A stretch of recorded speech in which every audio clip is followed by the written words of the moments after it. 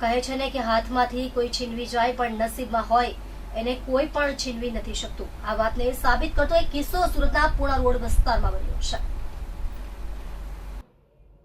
પૂણા ગામ રોડ પર આવેલી નિજાનંદ સોસાયટીમાં રહેતા લીંબા પરિવારે થોડા દિવસ પહેલા ઘરે ધાર્મિક વિધિ અને પૂજા વિધિ કરી હતી. વિધિ પૂર્ણ થયા બાદ પૂજાની સામગ્રી અને ફૂલોની તિજોરી પાસે કબાટમાં રાખવામાં આવ્યા હતા. આજરોજ તારીખ 6/3/2026 શુક્રવારના બપોરે પરિવારના સભ્યોએ પૂજા પછીની સામગ્રી એકત્ર કરી પ્લાસ્ટિકની થેલીમાં ભરી અને પૂણા રોડ પર અમેઝિયા ટાવર નજીક આવેલા કેનાલમાં પધરાવી દીધી હતી.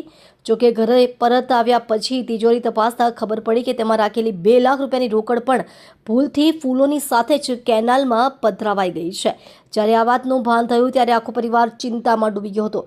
આટલી મોટી રકમ એ પણ પાણીમાં પધરાવાઈ ગઈ અને હવે એ મળશે કે નહીં તે અંગે પણ કંઈ કહેવાય નહીં એવી પરિસ્થિતિ સર્જાઈ હતી. પરિવારે તરત જ ફાયર કંટ્રોલ રૂમમાં આ અંગે માહિતી આપી મદદ માંગી હતી. માહિતી મળતા જ ડુંબાલ ફાયર સ્ટેશનની ટીમ સ્થળ પર પહોંચી ગઈ હતી અને સર્ચ ઓપરેશન શરૂ કર્યું હતું. ડુંબાલ ફાયર બ્રિગેડની ટીમે તાત્કાલિક કાર્યવાહી કરીને પાણીમાં ડૂબકી મારી ભારે જહેમત બાદ રકમ શોધી કાઢી અને પરિવારને પરત આપી હતી. ફાયર સબ ઓફિસર સુનિલ ચૌધરીના જણાવ્યા મુજબ ફાયર બ્રિગેડના માર્શલોએ કેનાલમાં ઉતરીને પાણીમાં ડૂબકી મારી શોધખોળ શરૂ કરી હતી.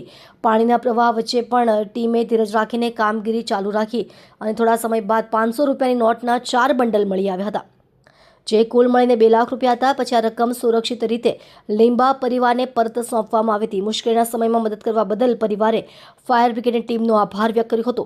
તેમની કામગીરી બિરદાવી હતી. પૈસા મળતા પરિવારે રાહતનો શ્વાસ લીધો હતો.